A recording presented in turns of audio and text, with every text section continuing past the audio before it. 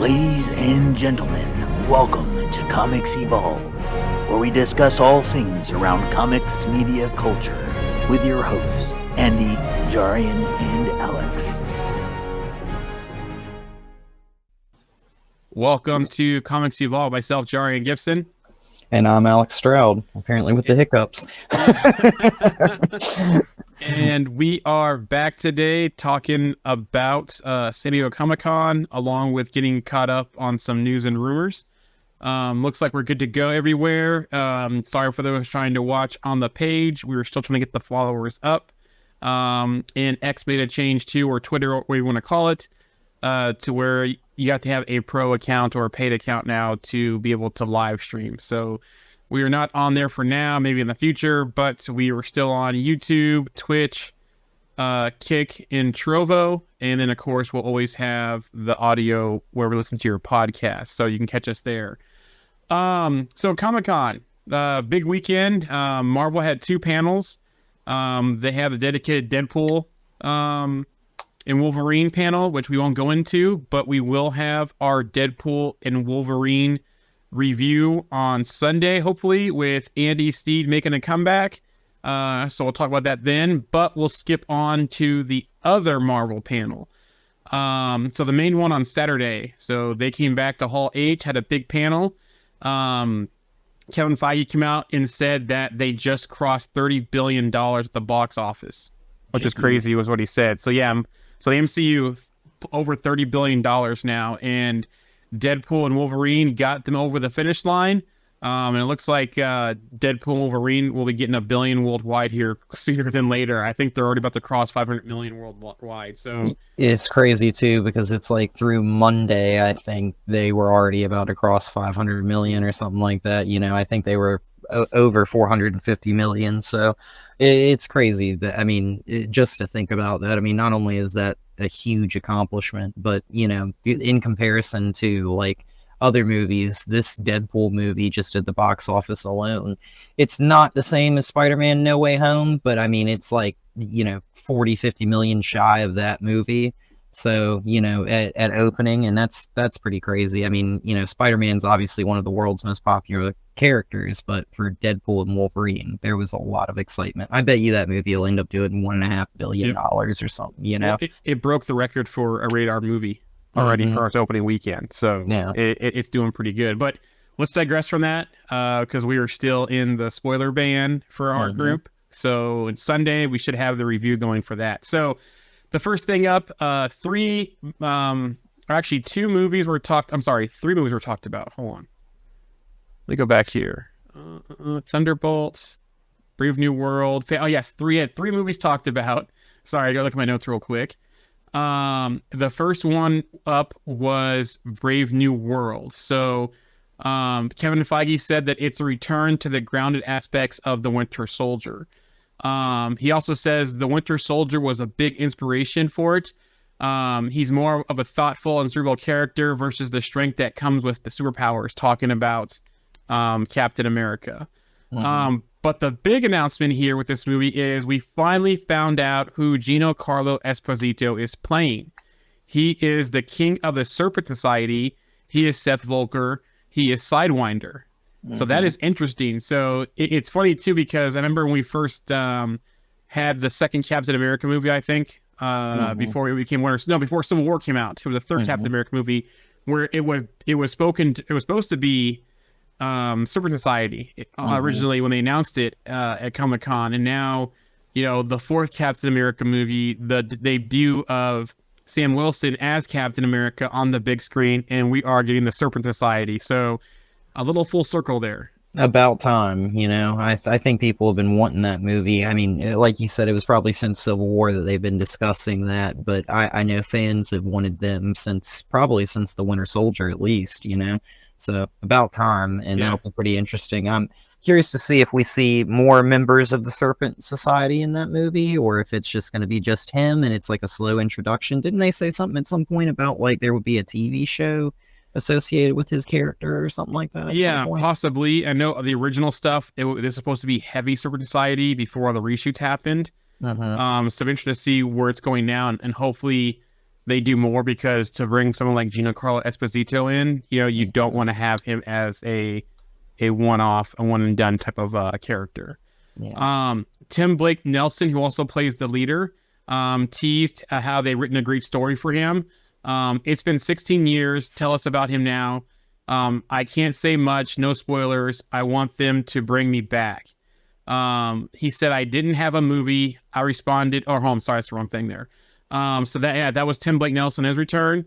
And then Tom Holland and Anthony Mackie have some banter back and forth. And now that Anthony Mackie finally has his solo film, he's been going back at Tom Holland. And he said, basically, Tom Holland said, Anthony Mackie says, he said, I didn't have a movie. I responded, well, you're not 5'11".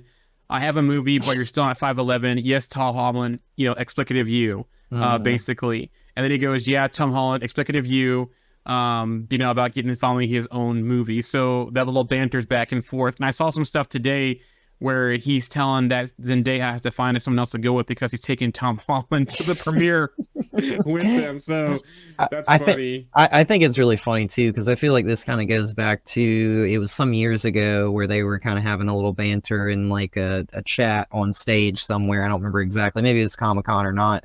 But, Tom Holland said to Anthony Mackie, have you seen the Spider-Man movie? And he said, no, of course I haven't, or something like that. And he was like, oh, well, I haven't seen the Falcon. And it made a joke about there not being a Falcon movie, So it was one of those funny things. So I feel like this is just a little bit of a rivalry. I know a lot of people like to think that Anthony Mackie kind of low-key is not the biggest fan of Tom Holland, but I think it's just friendly rivalry, to be honest. So we also got footage too of Brave New World. There is no trailer out yet. I'm sorry, there's no new trailer out with no new footage, which we've already seen a trailer. So I expect a new trailer probably at D23. Also notice too, Marvel did not talk about any of the shows. Now remember too, Marvel split to 3 divisions. So we have the movie division, the TV, and the animation. So D23 is next month or in September, I can't remember. But I expect us to get stuff on shows then. But in the meantime, we got some new footage. Well, we didn't, but the people that were at Comic-Con got some new footage. So basically, it did confirm that Adamantium is officially in the MCU now.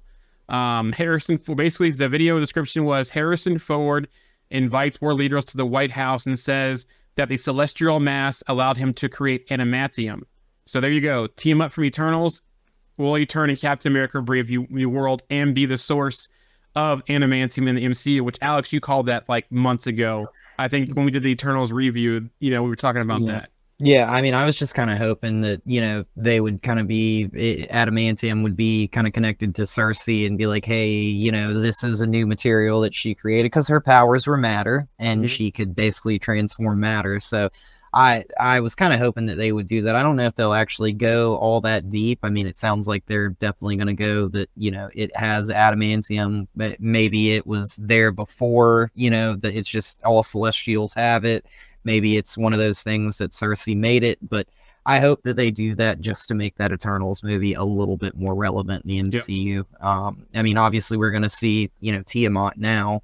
The giant celestial sticking out of the earth, but I'm until now, what have we seen? She-Hulk, I think, is the only other thing that it's really referenced that. So it's about time, because I mean that thing is huge. So Yeah, and you look at the trailer too, because they have that whole base. It looks like the whole fight scene in the trailer too.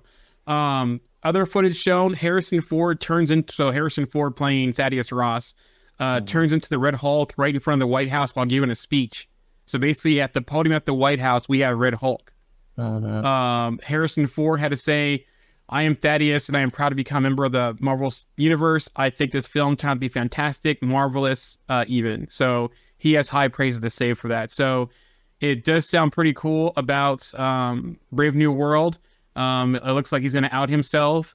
It'll be interesting to see where he goes going forward. Now, I have my other notes I pulled up for some more news since I had this planned with this. Another thing that came out today about Brave New World. So Anthony Mackie, via Entertainment Weekly, implies that the Hulk will appear in Captain America Brave New World.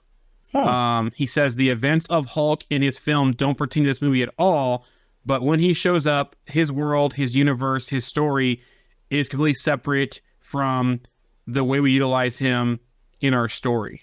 So it almost sounds like we might get multiple Hulks. So wouldn't be surprising if we get She-Hulk in this movie, if we get Scar in this movie, along with, what Abomination, along with what else has the leader been up to and working with the Gamma stuff. Because remember, last time we saw him, he was taking samples of Banner, and that's how they turned Zelensky, right? Was his name? Blonsky. Oh, never mind. Yeah, Blonsky into the Abomination by using the transfusion stuff that he got from the Hulk's blood, or Banner's blood. So he might have created some more Gamma creatures, possibly. So that'll be interesting to see. I feel like in a movie where, obviously Steve Rogers was a super soldier, Thunderbolts will kind of go, I think, more into the super soldier route, but then Sam's going to be kind of challenged with, can you be Captain America without the super soldier serum? I think in this movie,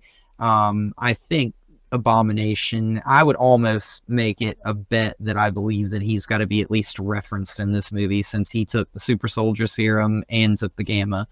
And turned into Abomination. So I mean, I feel like it's a nice mix of both worlds there for that. So, we know we'll see the leader. We know we'll see Red Hulk. So really curious to see. Hopefully they do a lot with the Red Hulk in this movie, and it's one of those things where obviously it sounds like we'll know, and everybody in the universe will know that Ross is Red Hulk. But I'll be interested to see. I feel like the leader is going to be tied to that, and he's probably going to have done something with Abomination, like maybe based what he did to, say, Ross, based off of maybe just Abomination, since he was in captivity for all that time, being in jail and everything like that. So you also wonder, too, was the leader also at the raft as well? We just don't know it yet until I got out. So that'll be interesting, too, as well. Moving on to Thunderbolts, the cast and director were on stage at Comic-Con. David Harbour was wearing his Red Guardian costume at the event. He was in full costume and accent, so doing his Russian accent, and comes in yelling at the cast for not dressing up. So the Weird Asterisk and Thunderbolts title, Kevin Feige still refuses to disclose what the hell it means. He did clarify that the Thunderbolts group in this movie is not named after Thaddeus Thunderbolt Ross. It's also been reported that the reveal of the asterisks will be saved for the movie. So it almost sounds like this is going to be a mission, possibly turn into like Thunderbolts Dark Avengers. I think Val's up to stuff too as well. So interested to see that we might get more Thunderbolts movies going down the line. And I wonder if they're going to turn Val into a Norman Osborn type character going forward as well, since they don't have the full rights to him being part of the Sony rights and so forth. So yeah, I'll be really curious to see what they do with that character. I've always loved Julia Louis-Dreyfus since Seinfeld. I'm a huge Seinfeld fan, so when I first saw her, also. Yeah, I haven't watched that. I have not. I need to, because I love that kind of stuff. I'm such a House of Cards nerd. I love that show, and I'm not saying that's similar at all because I haven't seen that, but I love all those kind of types of shows like that. But yeah, she's a great actress, and I was really surprised when I first saw her pop up in the MCU with Yelena, and then again with John Walker. So, it seems like I think that for her kind of moving forward, with the Thunderbolts, I feel like she's going to probably have a lot of screen time in this movie, more than she's already had, because they kind of introduced her a couple of times and kind of laid the foundation for her. So we're still going to get the Sentry, right? Yeah, but I agree. You're correct. I think Florence Pugh, Yelena is going to be the star of the movie, the central figure. And I'll go through here because they also got a quote of her about the team dynamics. She goes, "That's the joy of watching them together, is that they don't play well together." Sebastian Stan said when asked what makes the Thunderbolts movie special, he points at Florence Pugh saying, "This one right here." So there you go. Ghost is confirmed. and Hannah John Kamen was on stage. She said, where we left Ava and where we find Ava and how she works with others is going to be interesting. Wyatt Russell on U.S. Agent in the movie says everyone's going to explicative love me. So there you go. Julia Louis-Dreyfus on Valentina. Valentina is after power, control, and I would say generally she wants to kick ass in the Marvel universe. Sebastian Stan teases an expiration date on his time as Bucky. He jokes that how long he's played Bucky, comparing it to a cat's 9 lives, says how many are left. Also, too, one more thing real quick. Wyatt Russell basically revealed that Sebastian Stan's Bucky Barnes is a congressman in Thunderbolts, saying he uses a lot less water. He's a congressman. So I feel like, obviously going back to what I was going to say about the Sentry, I feel like this whole movie is going to be a setup where they're being sent to go after the Sentry, and then the Sentry is just going to run through them, basically. But I think with the expiration date on Bucky, I really think, and I've said it before on podcasts, but I would love to see the Sentry just rip his arm off and crush it. Like, I think that would be... Yeah, that would be funny. But I have a very good feeling, I think, about, like, Yelena and Bucky are going to be kind of, like, almost the center two of the team for the most part, and they're going to have a very Black Widow and Captain America kind of relationship where they're going to be, kind of close. They're going to end up really close. And I have a feeling Bucky's going to probably die trying to protect her or something like that. I can see that, yeah. And that might be where, that expiration date kind of is coming kind of soon for him. So, as far as Sentry, Lewis Pullman plays coy about who he's playing in Thunderbolts, but emphasizes the name Bob. They did show some footage, so they did have the first trailer for Thunderbolts shown to the audience. It has not been released yet, but the footage shown appeared to have a scene with them in Avengers Tower with Val. So it does sound like Val may have something to do with the purchase of the Avengers Tower. Yelena visits Red Guardian's apartment, calls him dad, so that she has found that the only reason for her to live is killing others. Ghost gets a new costume. All Thunderbolts are individually assigned the same job, but it's a setup. So it almost sounds like they're seeing, it almost sounds like with Bob Reynolds in Sentry that maybe they're trying to do another super soldier experiment, possibly Val. That goes wrong, and then she goes probably to each and every one of them to go after him with some kind of story, similar to the story that she used with Yelena at the end of Black Widow to go after Hawkeye. Yeah, and I got a bad feeling that she's gonna be like, oh, it's just a rogue super soldier, so I'm gonna assemble all these super soldiers to go after him, and then it's really just like a trial run. Yep. How quickly does it take him to dismantle this group of people, kind of type of deal. And who knows, maybe he's like sitting in stasis or something. Like, I know originally, like, Robert Reynolds is basically like he wanders in and basically like gets that and takes that that drug that's like a super soldier serum. It's got like the power of 1,000,000 exploding suns or whatever they say. I feel like they'll probably do it a little bit differently here, where he'll probably have been engineered almost based off of what they know and the DNA and things of all the other super soldiers, just to make it optimized almost, so other description of the footage shown in the room was cool, intense, showed them fighting each other, coming together, Bob and rolling up to Valentina. So it almost sounds like they're fighting each other, they're coming together, they fight Bob. I'm not sure what this means by and Bob, and then rolling up to Valentina. So it almost sounds like they're going to possibly go after Valentina and Bob at the end, or Bob's going to join them. I don't know. So we'll see. Maybe it's an Adam Warlock like situation where he joined the Guardians at the end, and maybe it's very similar to that. I feel like, probably at least I have a very bad feeling Bucky's going to die, but I also think Red Guardian's going to die in this, and those two deaths I think will pull everybody together. Yeah, I think a little bit. So. So Geraldine Viswanathan, so in her character, she's going to be Val's assistant, been described. But if you look at the footage from San Diego Comic-Con, they're putting their character names on the actors when they were interviewing them. Her name is confirmed to be Mel. Okay. So that makes me want to think there's a very famous person on the Thunderbolts that everyone wanted that goes by Mel, whose full name is Melissa Gold. Yes. So could Mel be short for Melissa? And is she going to be Melissa Gold? Now, this, I don't know if she'll already be Songbird or if somehow she becomes Songbird by the end of this film. But it almost sounds like they're setting the stage because she's supposed to be Val's assistant, nicknamed Mel, which also Songbirds went by Mel. Melissa Gold went by the nickname Mel as well in the comics. So they could be trying to set up Songbird as well. We'll have to wait and see. An official synopsis has been released.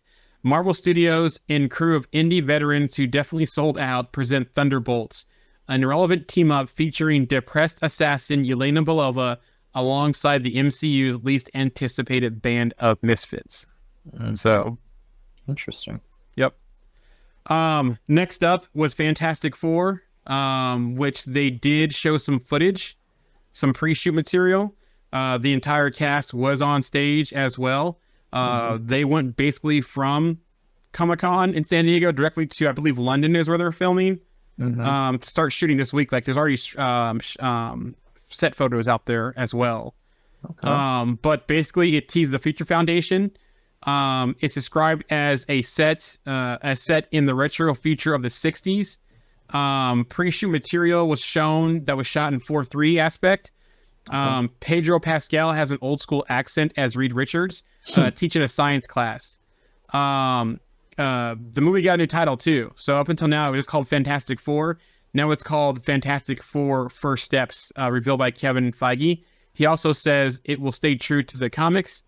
Now, what's interesting about that is that this could be talking about their kids. This could be talking about, their first steps as heroes. Because it sounds like in this movie, they're already going to have their powers. In relation to the kids, that's what it instantly makes me think of is like baby's first steps, right? Yep. So like I'm not a big fan of the title. They could have, I think, stuck with a similar title and they could have done like Fantastic Four, the First Family or something like that. I love that title. And then, I hate to say this, but like they did with the, Spider-Man movies where home was kind of the root of all the subtitles, they could have left family as and kind of done that, I think, with if they did like a trilogy for the Fantastic Four. But I'm really curious. It seems like at this point to me that we probably won't see the kids right away. But is there any news on that or not really? But we'll see what happens. Jamie's joining us via YouTube. She says I've seen the Galactus face image, but that's it. Yeah, they showed some footage of him like in the window, and it looks like we are getting a proper Galactus in this film, which is great. No more Cloud, no more like Cloud is smoke, smoke monster. Yeah, and also too, Michael Giacchino, who's done scores for Marvel, who did Work by Night. He is doing the score for this film. Excellent. Max Shackman says they went to the desert to find the best type of rock for creating the Thing. Only footage of Galactus showed his face peering through a building and very clearly a giant cosmic entity. The footage was super 60s retro, showing the cast bonding, then heading into space.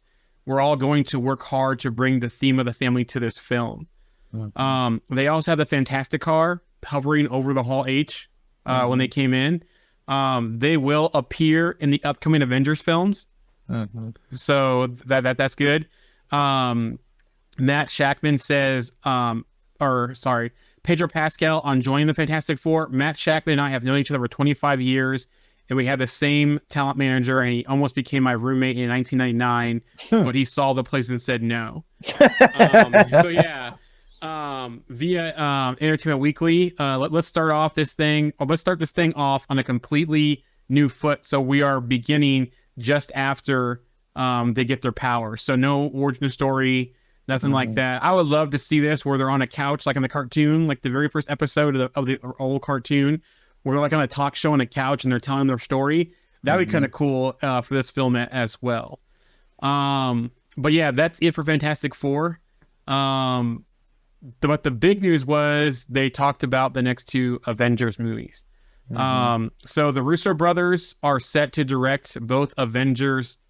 Hey, RMC's with us. Woody's talked about Brave New World, Fantastic Four, and Thunderbolts, and we're getting to the big shocking news right now about the next Avengers films.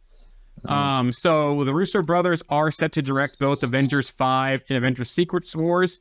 They said when we were Anthony Russo said when we directed Endgame, Joe and I truly believed that it was the end of a road for the Marvel cinematic universe. They went on to say that 4-movie run was incredible and it left us creativity split. So basically saying that the 2 Captain America films, the 2 Avengers films, and it left us spent with all of our emotions on the floor. In the time since, through a very special story, Joe and I have come to potentially see a road forward with you all.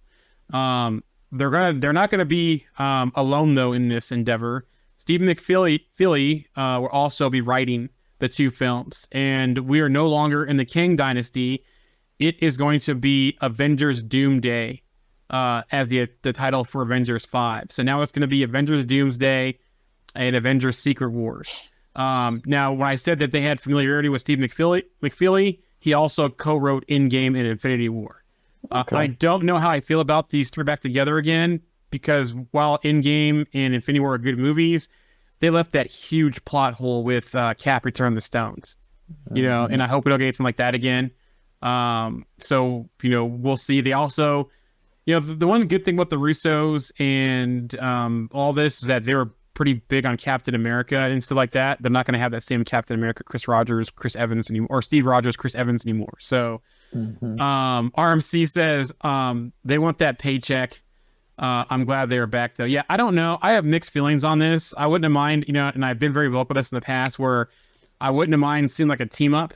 And like I said before, it sounded like early on they wanted the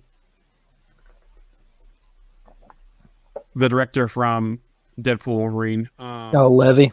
Yeah, they wanted Sean Levy for these movies, but it seems like this was a big commitment, and it seems like other directors were in the fold. I wouldn't mind having like a Coogler and Nia D'Acosta, team up for these 2 movies just to get a fresh take on it. My favorite like standalone Avengers film is still Age of Ultron. So I love that movie so much. That one scene with Vision and Thor and Tony all hitting Ultron is one of my favorite moments in the just MCU. that opening sequence so too. Yeah. So so that's why I was saying I wouldn't mind seeing something different. And hopefully this is not like a rendition of those 2 films of Infinity War and Endgame, done it like in a different way. So we'll see. But that's the new title, is Avengers Doomsday. There was no announcement on a Kang replacement, which was being teased up to this by a lot of the insiders. But what's also confirmed is that the cast of Captain America, Brave New World, and Thunderbolts will appear in these next Avengers film alongside the Fantastic Four cast. So it seems like all these teams are being built out, and we already heard that the Avengers 5 movie was going to have a big scale of actors in it. So they're putting all these new ones in it. But the big surprising, before I get to the big surprising announcement, Doomsday will premiere May 2026. Avengers Secret Wars will premiere May 2027. So back-to-back years. So basically Fantastic Four and Thunderbolts next year. I'm sorry, Brave New World, Thunderbolts, and Fantastic Four next year. 2026, Avengers Doomsday. 2027, Secret Wars. I'll just throw this out there real quick. I think bringing the Russos back to work on, Avengers Doomsday and then Secret Wars, I think is almost like the safest play that they could make, right? And I feel like that was them attempting to just choose a safe route rather than to really push the envelope and try anything new, because they did so well with Infinity War, with Endgame, with the Winter Soldier, and they did Civil War too, right? So so I think that's one of those things where it was just the safe choice there. I understand it. Well, actually, I'll hold all that thought for a second. RMC says, would love to see Levy and the Russos team up, and I think Levy took on Star Wars Project 2, didn't he? Yep. And are they still talking to movies for Secret Wars, or are they counting Doomsday? No, so the Russos are doing both films, so the directors are set. for both the next two Avengers films. Now, when you say the safe bet, I agree with you, especially with everything going on with the multiverse saga, the whole thing with Jonathan Majors, and trying to figure out what to do with Kang. So, the one thing I did not want them to do in this saga is what they did. Is what they exactly did. So, they had a bunch of Dooms on stage, Doctor Doom, and they had a main Doom come out, and when he pulls the mask off, doing the same arms up like he did in Iron Man, RDJ will be playing Doctor Doom. Now, it's unclear how they're going to do it, whether he'll be a variant of, like a Stark variant of Doom, which comic book run they're going to go with. I have some notes on this we can discuss in a little bit. Actually, I'll pull those up here in a second. But it's going to be Robert Downey Jr., and he said, new mask, same task, which his basically task was basically put a pseudo armor around the world and protect the world. So I don't know how I feel about this, bringing RDJ back. But like you said, I think with the whole thing with Kang and Majors and trying to right the ship, they went very safe and very appeasing some of the fan base by bringing back the Russos and RDJ. Now, with that being said, it did come out later that via Variety, RDJ would only agree to return if the Russos were directing. Also, too, when RDJ first auditioned for a Marvel role, it was for Doom in the original Fantastic Four that Julie McMahon got. And also Kevin Feige was involved with that as well. So they already have material of him auditioning for Doom. Now, what makes me think about this now is that they're probably, for Secret Wars, they're probably going to go with the... Secret Wars kind of led to this. I guess they knew about this for months now. And with Deadpool and Wolverine in the trailer, they showed that comic book when he was laying on the ground and had the Doom Secret Wars comic. They were foreshadowing this. I bet. I wonder how much Sean Levy knew since they were looking for him for these films. The Russos specifically mentioned the Star Wars crossover from 1984 and 2015. So it sounds like those might be the comic runs they may pull some material from the movie. They both those crossovers are basically involve Doom giving powers from the Beyonder. So I'll be interested to see who they bring in for the Beyonder, how they explain transitioning from Kang. I hope they don't do something lazy and say that Kang were Doom bots. Either just pivot completely away from Kang, or have that scene where he orders Ultron to kill Kang at the very beginning of the film and start off right.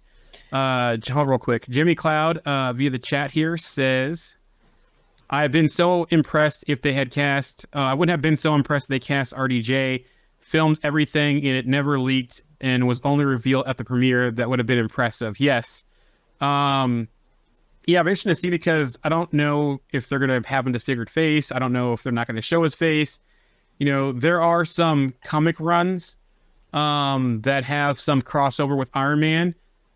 So if you look at Marvel Team Up 2 and 3, Iron Maniac is from a universe where the Avengers never disbanded, became corrupted as a result of the tragedies that followed, and arrived in Earth 616 universe during a period when the Avengers had disbanded, just like in the MCU. So that's one run there. Infamous Iron Man. After Civil War II, Dr. Doom assumes the mantle of Iron Man. Tony is just an AI. Doom is on a redemption with everyone after him, heroes and villains. Mephisto plays some trickery, showing up as his mother, so Doom's mother, and Reed before finally being defeated. The Thing and Human Torch are also in the story, along with Ironheart. So this kind of makes a little bit sense if they do this, because one, Ironheart's going to happen next year. Mephisto's going to be in that show. We're going to have the Fantastic Four next year, so they could use this run. And this is the one I think where he pulls up the mask. He has like the Iron Man suit on, but it's the Doom colors, and he pulls up the mask and it's his face. Now, my favorite one is Exiles, where this is like the most evil Iron Man I think in the comics. It's called With an Iron Fist. Basically, he secretly allied with villains before defeating them to make himself look bigger. And this is where he kills Magneto, for example. He also defeats Doom.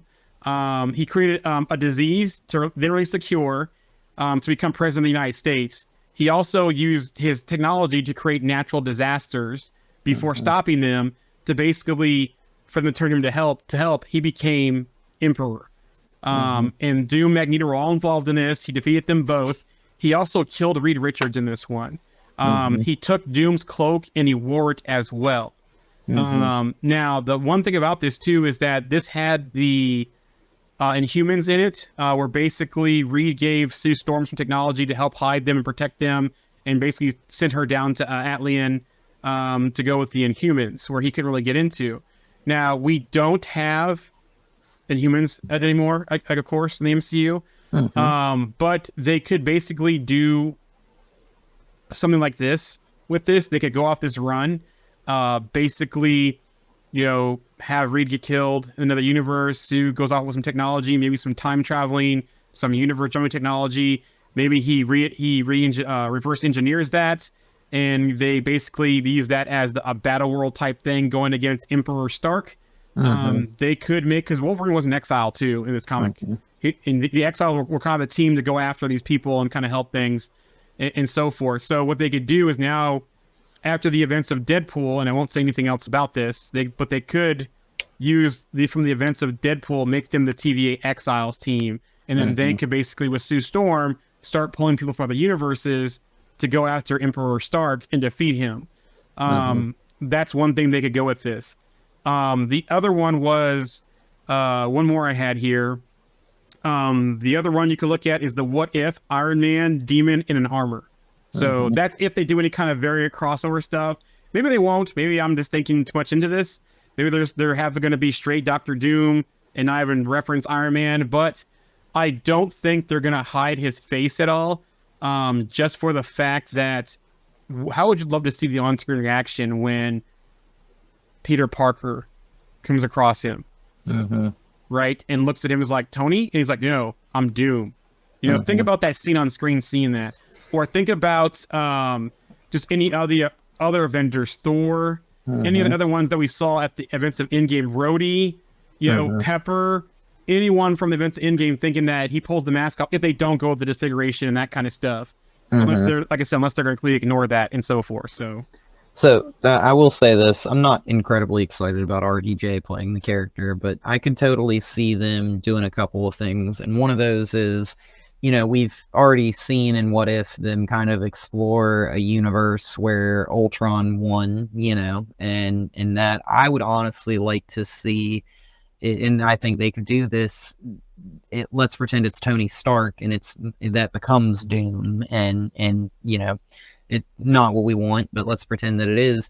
What if it is like the universe where he built Ultron the way that he wanted, and Ultron worked, and then that evolved into Doom bots and all that kind of stuff, and then he ends up kind of putting that suit of armor around the world and himself and becoming like Doom, and he kind of loses control and goes nuts. And the other thing that I could totally see them doing, and I'm not sure how they would do this because they would have to put it on screen, so maybe it would take place like in Doomsday or something, but let's pretend in a universe where Tony Stark didn't die in Endgame, and he is taken by the TVA, and then they use that Tony Stark to try and help fix some sort of problem in the TVA, and he gets a hold of the TVA while Loki's like, holding everything together, and he ends up destroying everything and, making a universe in his image, the battle world, if you will.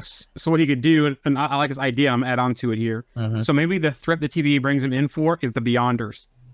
He in some way he defeats the Beyonders, gets their power, and that's how he goes crazy and creates battle world to kind of add on to that to make it in his perfect image. So that could be the way they're going, because it like I said, it does sound like we're gonna possibly get some, what the comic runs the Russos mentioned, that they may go to the part where he does get the Beyonders power, and they're going to go through this, but that's good things here. Let me catch the chat here. RMC says, Marvel has their back against the wall with Kang, though. I think they'll still recast Kang, but turn around and kill him off. I'm literally split down the middle with RDJ playing Doom. Now, yes, they probably did. They, like I said, like Alex said too, they went safe route. They went with, something they know that's going to bring fans in and bring money in. Apparently, RDJ is getting like $80 million for both movies to do both these films, reported by Variety. So yeah, I think the whole King situation, and there was talk about that in the contract that Majors was the only one who could play King possibly. And I don't know if they could get out of that contract. Maybe that's why they went this route. You know, I would have loved to go other villains for this. Beyonders, you know, could have been one. They could have gone, you know, they could have. All this, I'm not going to get into Deadpool Wolverine.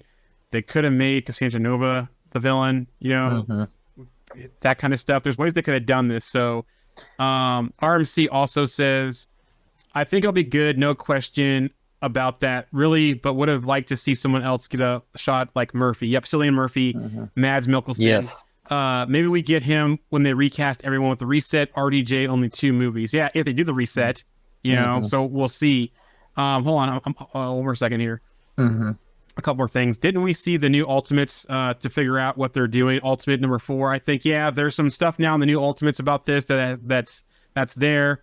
On the whole thing about Peter, they'll all be shocked, but Peter will absolutely struggle. And I think Peter, you know, what will be the thing here is him struggling when he sees him, and then having to be the one to kill him. Jamie goes, RDJ's face is too expensive to cover up, right? And see, that's what I'm thinking too as well. I don't think they're going to completely disfigure him. Yeah, I don't know. So I'm interested to see how this goes. But go ahead. Sorry. I was just gonna say, imagine this. Imagine Tony Stark comes to the TVA and they tell Tony, hey, you know, after the events of Loki season 2, Loki's basically out there holding it all together because the temporal loom is you know been replaced by him. So what if they ask the engineer himself to try and engineer a fix for that problem, and he ends up destroying it all, and that's how we end up getting, you know, him becoming Doom. Is I love that idea because it's very Tony Stark. You know, Tony Stark is always like causing just about as much problems as he is like fixing problems at the same time. He's got a lot of collateral damage as a character, you know. And that's in comics and the MCU, you know. So you know what else they could have done too? Instead of going to Doom, they could have made an alternate universe Tony Stark do the same thing here, superior Iron Man. Could have been another way they could have gone to as well. Like I said, at first I was kind of like, this seems lazy bringing the brothers back plus RDJ, but you know, that was my initial reaction, and I'm still like indifferent on it right now. But I'll definitely wait and see and how things progress. You know, for me, it'll be, you know, Doomsday, you know, what that's going to be like. Are they going to go into a Doom story? Are we going to get Doom right off the bat? I want to see how they're going to do things. Go ahead.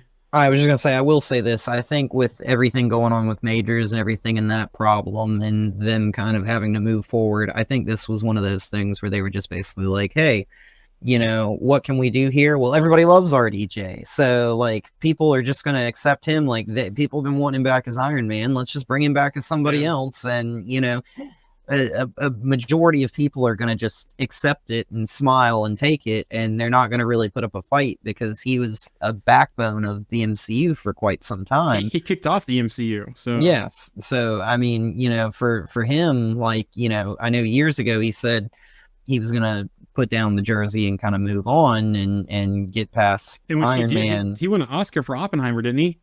I think so. Like supporting actor or something like that. Yeah. Yeah. So I think for him now at this point, I mean, like Jamie said earlier, his face is too expensive to cover up. I can't imagine that they're paying him chump change. Like he's going to be, you know, he was getting too expensive as Iron Man. So I'm assuming he's going to be even more expensive now going forward, you know? So it'll be really interesting to see how long. I mean, I can't imagine that they keep him around after Secret Wars or anything. This is probably going to be, like you said, just a 2-film thing. And then if they do a soft reboot, you know, he'll be gone. And yeah, so. The nice thing is with the multiverse and all this, they can always bring another Doom in later, the actual Doom they're going to go with going forward. So I hope they do, and I hope it's Cillian Murphy, because I that was my Doom dream cast. And when I saw this, I was literally just like, I was doing something and I saw it and I was like, what am I looking at? Like, is this real? Like, you know, like I love RDJ, but I don't want him as Doom, to be honest. So see, my ideal was a voice actor and just have someone in the mask, and we never see behind the mask ever. And we have a great voice actor doing the lines for Doom was my thing.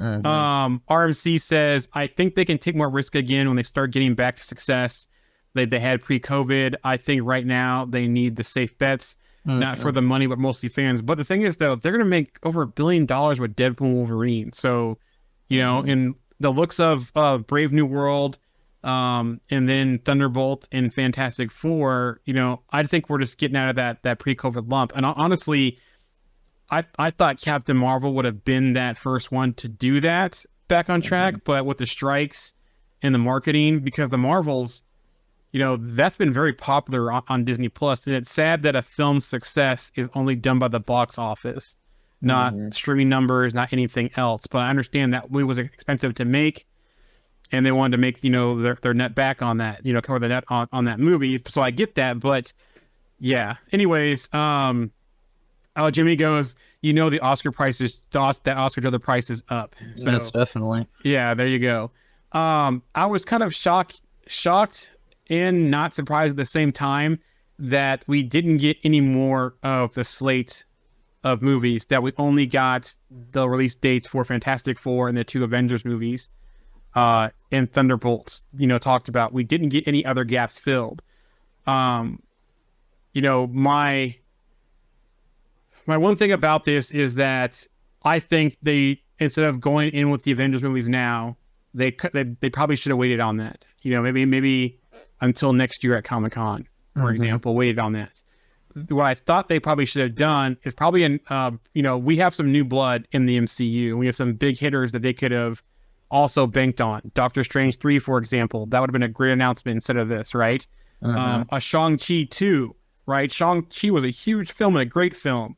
Build out some of these other characters, even a Thor 5, announcement of that, and have the guy that was Hercules, bring them out. Let me go to the chat here real quick. Jamie goes, they hit 30 billion, so I don't want to hear any complaint about budgets. Yep, there you go. And then nothing about any shows. So D23 is coming up, and I'm going to assume the shows are them. Are going to be done there and then. They're going to probably focus on the shows at D23 coming up soon. RMC goes, they lost a lot of the fan base in this last phase. I think they're trying to win them back. I don't know if they lost a lot of fan base. I just think, because if you think about it, the movie industry kind of got hit as a whole with the strikes and then COVID and that kind of stuff. So I think we're now just getting back to that. I don't think they really lost some of the fan base, but what do you thoughts? For me personally, like I used to get around and watch a lot of Marvel movies with my friends and stuff, and we would go to the movie theaters and see Marvel movies, and they come out, and there'd be 5, 6, 7 of us that would all go, whatever.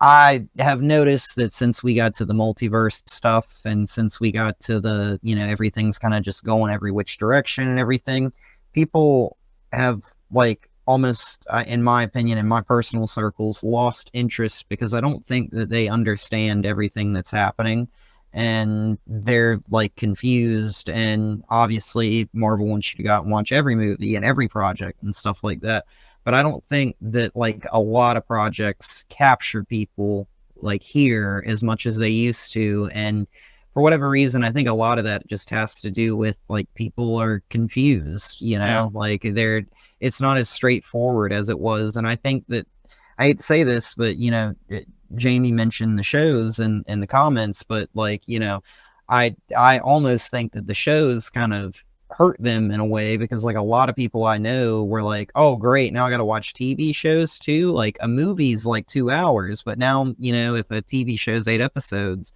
I got to commit 45 minutes 8 times to episodes of a TV show. And there are tons of people I know that are still Marvel fans. They're going to movies, but they didn't watch Loki. They didn't a couple.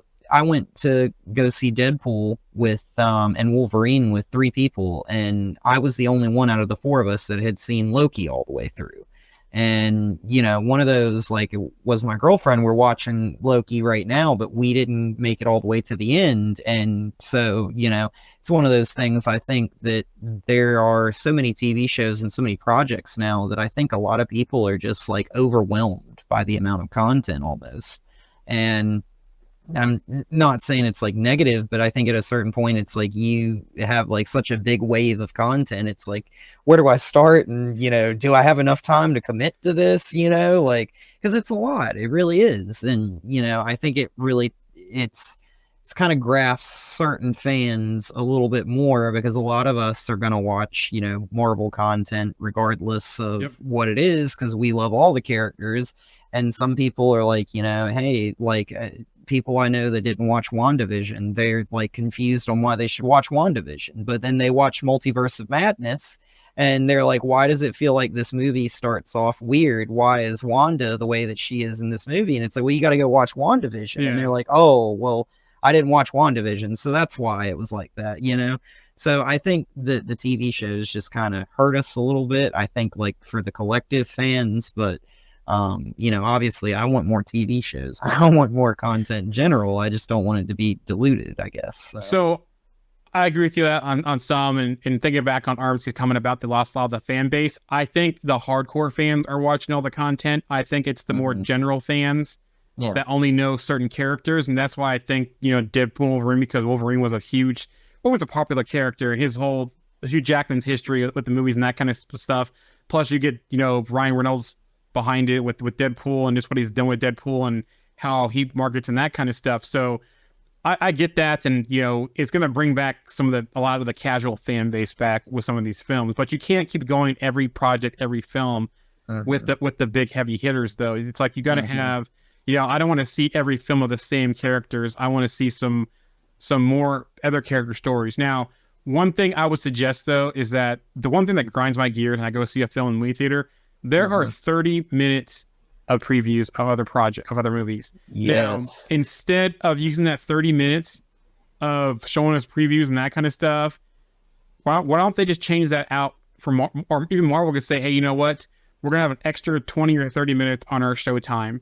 And what we're going to do is give you a recap of other events that happened that kind of catch you up to this film. Like WandaVision did this, it's, Multiverse of Madness. WandaVision did this, blah, blah, blah. This is what happened. Vision died in Endgame. I'm sorry, in Infinity War, blah, blah, blah. That kind of like fast, quick recap. I think that would do them better than having to sit through 30 minutes of previews of stuff that I may or may not see. And it's like, I know somebody that they watched Hawkeye, the TV show, by accident because they thought it was a Hawkeye movie, and then they made it through the first episode and they're like, oh, this is a TV show. Well, I guess I love Hawkeye, so like I'll keep watching it, but I didn't realize. I'm invested at this point now. But they, other than like watching some of Loki, they haven't really watched like any of the Marvel TV shows. And then like, I start going through the list of, you got to watch WandaVision, you got to watch, The Falcon and the Winter Soldier, you got to watch What If, you got to watch, and it's like, I'm just like hitting them repeatedly with this, and they're like, I don't have that much time, That's what I'm saying, a quick recap instead of showing me all those previews. Honestly, in Deadpool Wolverine, the previews, they probably showed like, 5 to 7 previews. I remember 2. Borderlands, Venom, that's all I remember. Nothing else they showed. I'm sorry, Brave New World they showed as well. So 3. So 3 out of like the 5 to 7 trailers I actually paid attention to. The rest I could care less, right? Actually, hold on. There is one more. The James McAvoy's new film, See No Evil or Speak No Evil, that looked very good as well. But other than that, for the most part, it's like, I can watch trailers online at any time. It's like, I don't need to see trailers on the big screen from the movie. Give me a recap. Give me a quick recap. And you could even use Deadpool, Ryan Reynolds, to kind of jump in and kind of be, the person to do that. So RMC goes, just want the quality back. Don't need to hire AI A-listers to bust the budget.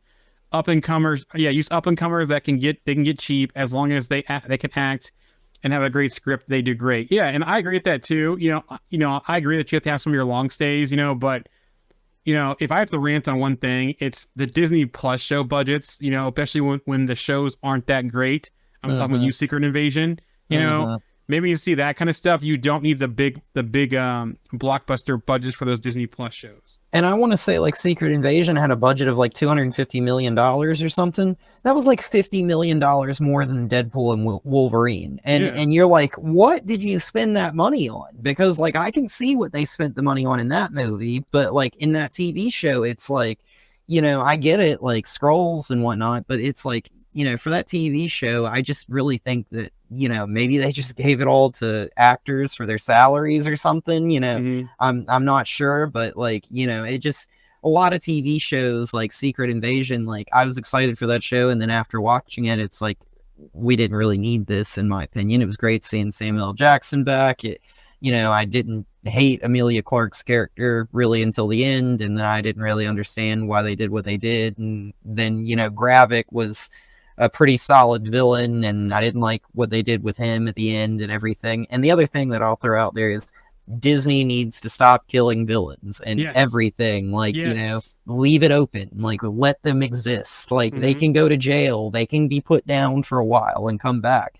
Because, like, at a certain point, it's like, all right, you're going to kill off, like, a large majority of a lot of strong villains. And, you know, the only villain that, you know, with Kang, at least there was going to be variants and stuff like that. But we don't have to lean into variants every time we want to see a villain. You know, like, so don't kill them off and let them exist. Like, we've had people like the leader who, you know, have been there, and then they'll come back and they'll play like more roles in the future. But like, you know, for the most part, a very small fraction of villains should be killed off, in my opinion, in future movies. So the other glaring thing too is they talk about nothing else in their slate. So it's like we got the 3 films we already knew about. We knew Avengers movies were coming. We just didn't know that it was going to change the Doomsday and the exact dates on the schedule. Hold on real quick. Let me see what RC is saying here. Us diehards aren't going anywhere, obviously, but if they can give us better quality, they're one people back, no question in my mind. I feel like that's the biggest reason for the decline. But other than Secret Invasion, has the quality really gone down, though? You know, there was a couple of plot holes in the Marvels, but as far as the Marvels as itself, I thought it was a great film and way to extend the franchise. Yeah, I didn't hate the Marvels. I just really, I question if we really needed the X-Men at the end of that, you know, like it kind of being referenced and talked about and everything after, you know, she goes through into the other universe. But I don't know, like I think a lot of movies are just, the Marvels really got a bad hand because of what was going on with the strike and everything when that came out, and that literally stopped like the day it went to theaters, you know. So it was like, okay, but like, you know, even though that was a thing, I don't imagine that movie, if it had marketing and everything, would have done, you know, $1 billion or anything. I don't think it would have done like $1 billion, but I probably would have broken 500 million probably. Yeah, maybe. But I mean, you know, a lot of movies now, like the budgets are so huge. I mean, most Marvel movies are getting budgets of like 150 to 250 million dollars now, and they're hoping that they're going to come out and crush, you know, those obviously with, you know, 700-800 million, $1 billion, whatever it may be, and then they also spend $100 million on marketing too. So, like, I mean, I think for Deadpool and Wolverine, they spent like $100 million or something like that, I was reading. So, I think that, you know, if they focus more on the stories and they focus more on, like, making solid content, I think it would really benefit them. But with the multiverse saga, the biggest problem that I think is kind of hurting them is with the multiverse stuff, you don't really have to make everything like cohesive, right? Like if you get to Battle World, you just have everybody dump into Battle World, and you don't have to like make a story that everybody's connected to. You just dump them there, and then, you know, you go to that for Secret Wars. But I think with everything kind of being the way that it is now, I think a lot of people are just like, you know, do I really need to watch this? Like other than like us diehards, I don't really know many people that have watched Moon Knight, for instance. And Moon Knight was a good show. I loved that show. You know, so like it's like, but I talk to people about Moon Knight, and not a lot of people I know have watched it or really like are super excited about it. And they need to do a Moon Knight season 2. But it's like, you know, with the shows being like they are, I think that like the shows have kind of hurt us in a way, because it's like there's just so much going on and people are lost. So RMC goes, amen to that, Alex. We lost too many good ones that should be reoccurring. Claw, Crossbones, etc. Exactly. RMC also says, of course, it's all perspective. Everyone is different in what they like. I just mean, for the content they put out, it wasn't what we were getting in the first few phases. But you also were on the core 5 though, the first few phases too, and we're away from the core 5 now. So it's like we had that. They built up the first couple of Avengers or Marvel movies were basically building out. Well, first they built the big 3 out, right? Cap, Iron Man, Thor. Then we got into Iron Man 2, and then we got a Hulk movie in there. So they got the 4 there. Then we got the Avengers movie, which brought in, and then like through Thor, we got Hawkeye. Through Iron Man 2, we got Black Widow. So they kind of built out the Avengers roster like that, and we got to an Avengers film. And with Hawkeye and the Black Widow, like we had the Hawkeye show and the Black Widow movie. So it's like they were kind of giving some content to those other 2 members that really, I don't think, got a big light in the original 6 Avengers, right? Like, so you kind of have them kind of shining some light where they should have a long time ago. Yep. But, the Black Widow movie wasn't terrible. I just didn't really like it as much as I thought I was going to. And the Hawkeye show is phenomenal. I love the Hawkeye show, but like the Black Widow movie wasn't bad by any means, but we should have had a couple of Black Widow movies, I think, and they should have been earlier on. But I think a lot of stuff back in like phase 1, phase 2, and phase 3 was more concentrated. Like the story was more focused on a smaller number of characters. And ever since we went to Endgame, now it's like the scope is so wide that there's so many characters out there now that it's like hard to do justice to every single one of them, in my opinion. Yeah, because I think the other characters we got there was like Doctor Strange movie, we got Guardians, and we got Spider-Man and Black Panther, and that was it. We had a very small roster, and then it kind of blew up with, what we got with in Captain Marvel. We kind of, so yeah, I get that. Now, kind of keeping things moving here with time and everything. They announced nothing else in their slate, so there's still gaps in project dates in their slate that we don't know what's going on. Now, it was the 5-year anniversary of Mahershala Ali coming on stage at Comic-Con in Hall H and putting the Blade hat on and then announcing the Blade movie. On the 5-year anniversary, though, guess what? Blade is no longer on track to meet its November 7th, 2025 release. Now, with that being said, there was no Spider-Man stuff, which of course, because Sony controls Spider-Man rights, Sony was the one to announce a Spider-Man date. We still get a Spider-Man 4 next year. For that date, unless they get rid of the date completely. But we still could get a Spider-Man 4 movie with Holland. So we'll have to see what that's going to entail. Now, Blade's still happening. They've talked about the script. It's still going. They're still doing things. Probably a 2026 thing. It's probably a 2026 movie. RMC, before I get to the Joker stuff, RMC, I agree there were a handful of things that were different during Phase 4, especially COVID.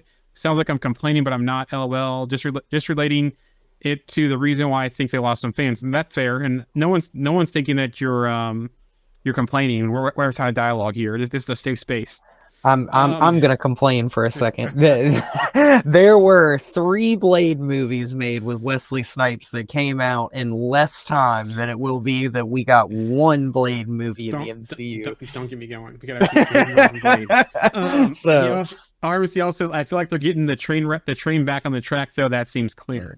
I don't think the train never left the track. I just think it got stuck at the station and possibly, so how like we have passenger trains and freight trains in the US, right?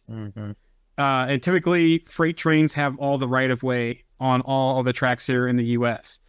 What I think was what happened with these last couple of phases is that a freight train got the right of way and the MCU, being the Amtrak passenger train, got stuck waiting for the train to go so they could continue the journey. I think that's kind of what happened. So, but anyways, that's all the Marvel stuff from Comic-Con.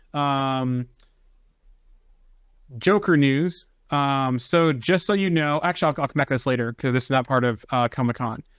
DC was not really at Comic-Con much. But via Variety, they said they were sitting out this Comic-Con as co-chair James Gunn couldn't fit in an appearance between directing duties on Superman and Peacemaker season 2. But they were going to break some news. So we got a new Joker trailer that came out. Harley Quinn news, season 5 of the Max premieres in November. On the Max premieres in November. Peacemaker via Instagram, Joel Kinnaman will return to the DC universe in Peacemaker season 2. That sounds like that's a flashback probably of Rick Flag.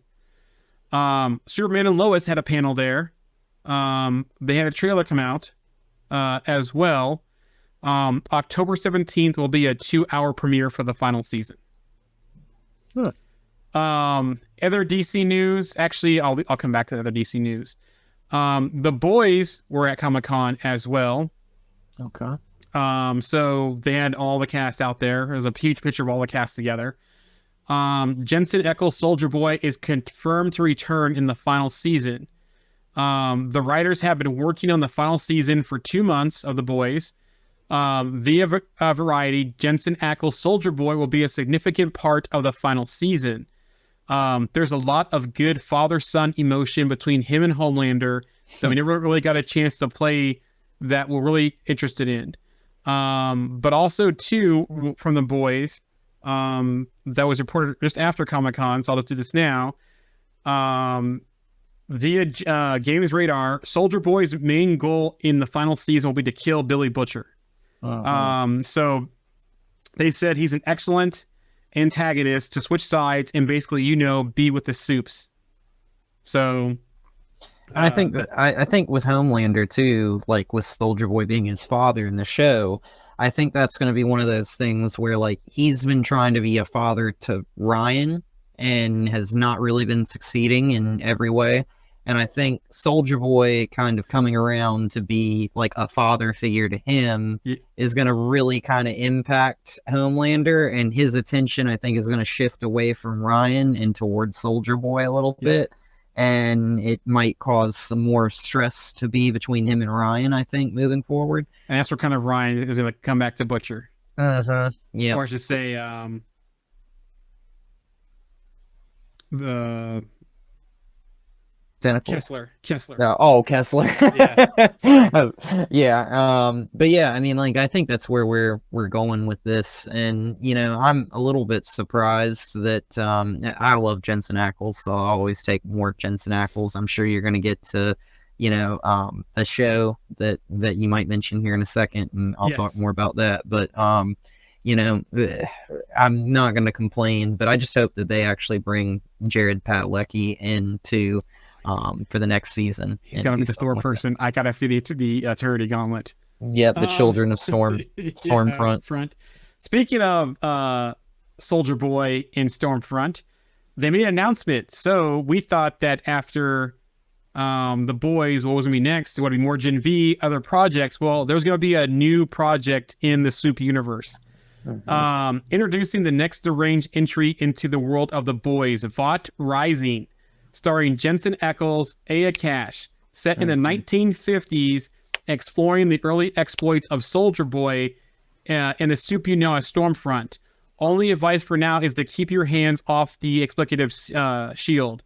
The series will follow a twisted murder mystery about the origins of Vought in the 1950s, the early exploits of Soldier Boy, and the diabolical maneuvers of a Soup known to fame as Stormfront. Now, she was not Stormfront, I don't think, until she came into modern times. If I remember correctly, she was Liberty Bell when she was first a Soup. So I wonder if we're going to see more, because didn't she kill... she killed someone related to, I think, Mother's Milk, wasn't it? No, I think that was Soldier Boy that killed his father, right? Okay, but there was someone, they had a flashback of Liberty Bell killed somebody when they first introduced her, because someone said, I recognize her. That's Liberty Bell, who's now Stormfront. I gotta watch that season again. But anyways, I think we're gonna get, this is gonna be cool, because we're kind of getting more of Stormfront's background, which they kind of teased in that season. and we've seen some of the pictures and that kind of stuff, and they've teased. Didn't she kill him in a car or something like Yeah, that? Like she that. kills somebody in a car. It was Yeah. a very Winter Soldier like moment where Yep. like when he killed the Starks, like, you know, kind of similar to that Yep, almost. exactly. You know? Yeah, that's what I'm So, talking about. So yeah. yeah, we're probably gonna see her origins, the Vought origins, all that kind of stuff. So that's gonna be very interesting. Let me see from the chat here. RMC says been rewatching Harley Quinn season 4. I've been watching Harley Quinn already to season 4. He agrees with me about the whole train analogy about MCU. I completely agree. Homelander will be dead by the time the show ends. Completely agree there. So yeah, that's good. We're gonna get some more boy stuff in the Soup universe with Vought Rising, the boys one. There was some Gen V news as well. So Gen V season 2 is confirmed to release in 2025. Chase Crawford's Deep will make an appearance. All right, thanks for joining us, Jamie. We'll see you later. Yeah, there you go. Yeah, exactly. That's why I thought it was the one with Mother's Milk. It was a black guy with car trouble. So I gotta go back and watch that now, the whole Stormfront season. But yeah, so we're gonna get that. That's all the Comic-Con news, but I'll go into general news now. So going back, Disney news, Ike Perlmutter has sold his entire Disney stake. Now, he was the one that made those comments that publicly and was trying to outmaneuver and buy up support to kind of lead Disney, which now it looks like he's gone. So that's kind of a welcome thing there. Yeah, because his comments were not very good. Kevin Feige, this before Comic-Con, they discussed RDJ and Chris Evans' return via discussing film. Kevin Feige and Tony Stark and Steve Rogers possibly returning to the MCU after Endgame. We're just proud that we, I think, have figured it out for Wolverine. I think Hugh's appearance and starring role in Deadpool Wolverine is a great sign that can be done if great care is taken. And it does, and that's kind of funny too, because after some recent events, you know, that's kind of funny. We won't comment anymore on that. Deadpool and Wolverine red carpet. Sean Levy at the premiere of Marvel Future on his Marvel Future says, "I won't be surprised if there's more Marvel in my future. Also, when would have to be the right idea, the right story, and the right moment." Kevin Feige confirms there'll be more R-rated projects in the MCU following Deadpool and Wolverine, and we already know that that Blade will be rated R when it comes out. And I assume The Punisher, even if it's a TV show, Yeah. I mean, that's, you know, going to be explicit. So, you know. Wolverine in the MCU. Via discussing film, Kevin Feige says there's no plan to recast Wolverine soon, and the next actor should have their own style, not imitate Hugh Jackman. I think the next Wolverine actor will be a very different style. A Hugh Jackman as Wolverine impression will be a pretty big mistake. So, James McAvoy, via Variety, McAvoy says he's going to be interested in portraying Professor X again. He's always going to be interested to play again. Let me go back to the DC. Come on, is there any other Marvel news? I had some extra stuff because we changed this here. Here we go. Deadpool Wolverine. Tom Holland's brother, Harry Holland, was one of the Deadpool variants in the movie. And Tom Holland didn't know it. Yeah, that's crazy. I'm sorry, and Ryan Reynolds didn't know it. That it was Tom Holland's brother. He goes, "This is how I found out." Also, too, the last thing here about the Marvel news, there was something from the leader actor. Let me find it again. My notes are all messed up this week. It was down here. It was in Thunderbolts. I mixed up that in here, I think. I'll just throw this out there real quick, kind of interject this.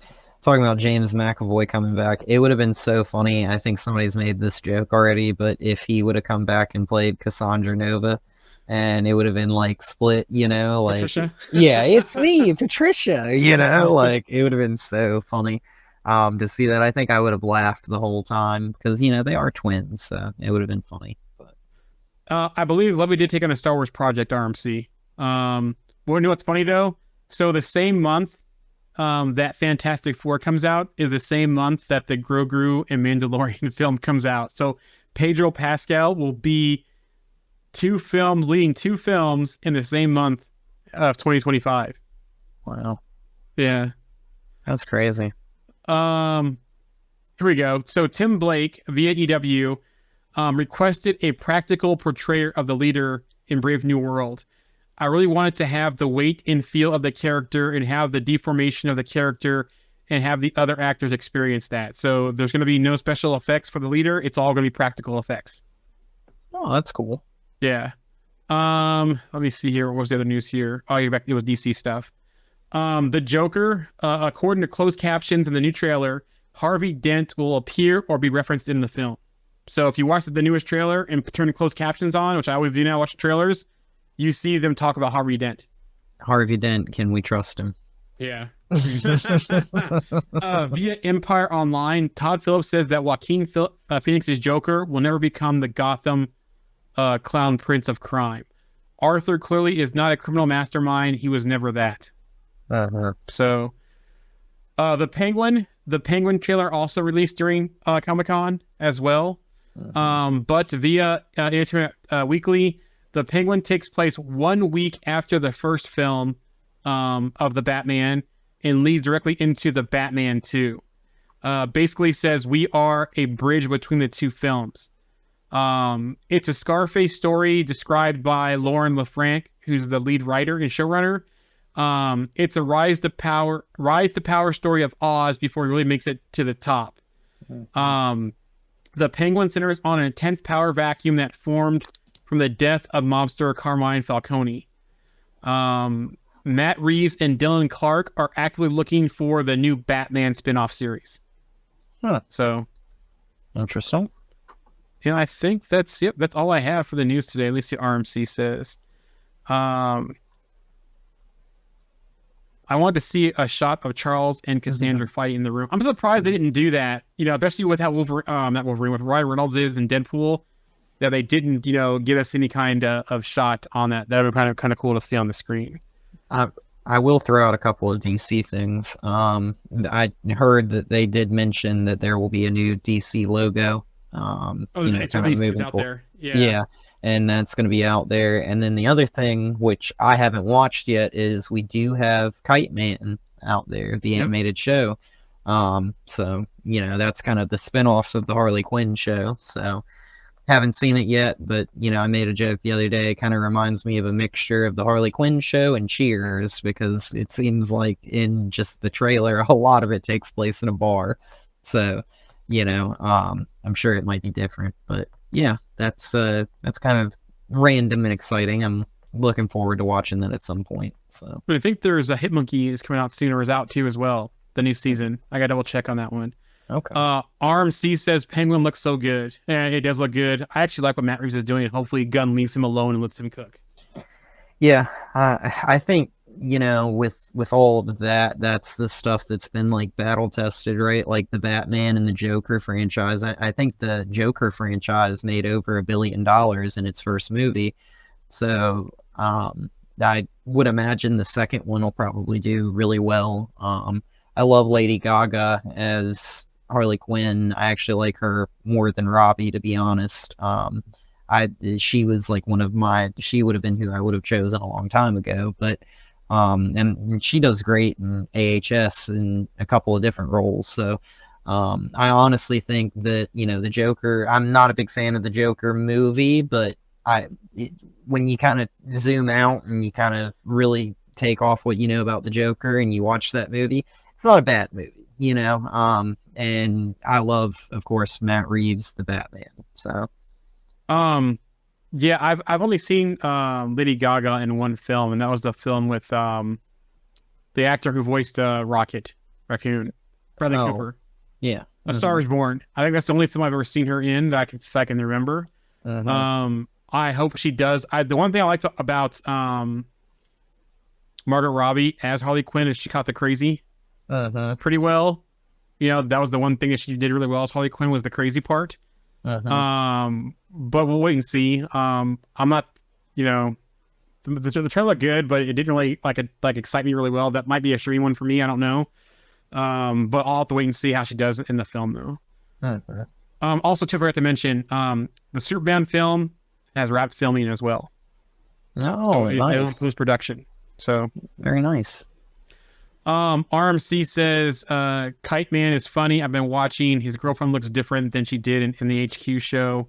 It looks like Cheers. LOL. I gotta watch that one too. That's my list. That's I need on to. Max, right? Yeah, I need to Yeah. get caught up on the Harley Quinn show. Like, it was so funny, and I forget at what point, but I've got to be in season 2 or season 3, I think, is where like I stopped watching, and I just need to go back and pick back up. But man, that show is so funny and so random, and like I always mention, I won't say what happens, but they have a scene with Dr. Psycho and Wonder Woman like right off the bat in the first episode where it's so funny, and basically Wonder Woman like hurts him and he calls her a foul name, and it is so funny, and you know, he ends up getting put on TV for it and all this kind of stuff. And yeah, I mean, Poison Ivy's in that show too, so if you're a big Poison Ivy fan, that's always exciting to see more of her. I love Poison Ivy. And yeah, you know, they've got what's his name, Alan Tudyk. He was the guy. He has done tons of DC stuff, but he is the voice of Clayface. I believe in that, and he might be the voice of a couple other characters, but you know, he was Mr. Nobody in Doom Patrol, and he's played in other stuff. I think he was in that DC show that was on the CW or something. I don't remember exactly what channel it was on, but it was the one about people not really having powers and just kind of being around. It's like Powerless or something like that is what it was called in the DC world. But yeah, he's also really funny, and he does a great job in that show. So Hitmonkey, I looked up real quick. The whole season released on July 15th. Mm-hmm.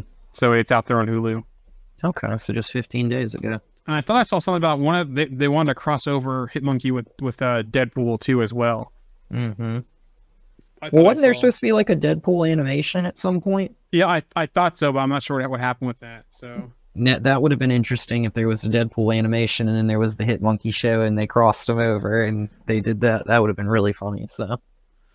But that's all we have today for Comic-Con, and we're caught up on the news. Again, we should be back on Sunday. I got to confirm with Andy to do the Deadpool review, Deadpool and Wolverine review as well. I guess that will be we'll be out of our spoiler ban for the group, won't we? Or is it 2 weeks? I don't know if we will be. Okay. Yeah, I mean, that movie just came out last Thursday, technically. So, when are we doing that? On Sunday. Sunday. Okay, yeah. So, I don't know if we'll be technically out of the spoiler ban by that point, but yeah, I mean, I'm excited to talk about that movie. I'll just say that. So, hey, we talked about it before the podcast, and you know, obviously, there's so much that. I'm really glad that they kept a lot of stuff under wraps for that movie, because I was very surprised by a lot of things in that movie. So that's huge surprise. A couple huge surprises there. So, anywho, we're excited to have Andy back too as well. So, looking forward to that. Thank you, RMC and Jamie, for joining us in the chat today. Don't forget to like and subscribe if you listen to the podcast. Give us a review. We love the feedback. You can find us streaming on Trovo, Twitch, Kick, YouTube. At some point, we'll get the page back. Please, if you are on Facebook, please follow the page so we can get the followers up, because Facebook put in a minimum follower rule now for a page to be able to stream to. And we seem like we get the most followers from our Facebook page. So if you listen to the show on your podcast app, please make sure you follow us on the Facebook page as well. That's all we have today. Any closing thoughts, Alex? No, nothing. Definitely catch us on that Deadpool and Wolverine podcast, though, because I'm looking forward to that discussion. And I think all three of us were really excited about that movie after we saw it, and looking forward to talking about that. I've been kind of tight-lipped, and I was really fortunate that I didn't see very many spoilers for that movie before I went in, and was very excited about doing that. I will say this, I missed that time when spoilers were kind of limited back in the day, back in like the first few phases of Marvel movies, you know, where there were spoilers, but it was just like so much smaller than it is today, because it seems like sometimes we get a movie and we already know almost everything about it. Well, because now you have the whole culture of the insiders, and they post stuff, or they have their own subscription stuff and they leak stuff, and it's like, you know, even for me, you know, collecting the news and stuff, I was seeing some. Lucky was after I saw Deadpool and Wolverine, but they're like posting this, like, you know how they guess on stuff and they report stuff saying, hey, this is gonna happen, this is gonna happen. I saw a bunch of them where they're just posting that they got this right, they got this right. I'm just like, who cares if you're right? You know, it's like, it's not a competition here, and you know, people that follow you that may not have seen that yet, you're actually posting that stuff on the first few days of the movie. So RMC makes a good point. Thank you. If you have multiple profiles, follow the page of them all. Thank you. Yes. If we get to over 100, we're back straight into the page. So we got a couple upticks, and we've been hovering around like 55 to 60, but we got a couple more in the past few days. But if we can get to 100, hopefully by Sunday, maybe, we can stream again back to the page. Anywho, everyone have a good weekend. We will make an event on the group once we confirm with Andy the time and Sunday. That way you guys have a more heads up now that we can't actually schedule to the page right now because of the streaming changes on Facebook. So everyone have a good rest of the weekend, and hopefully we'll talk to you this weekend. See ya.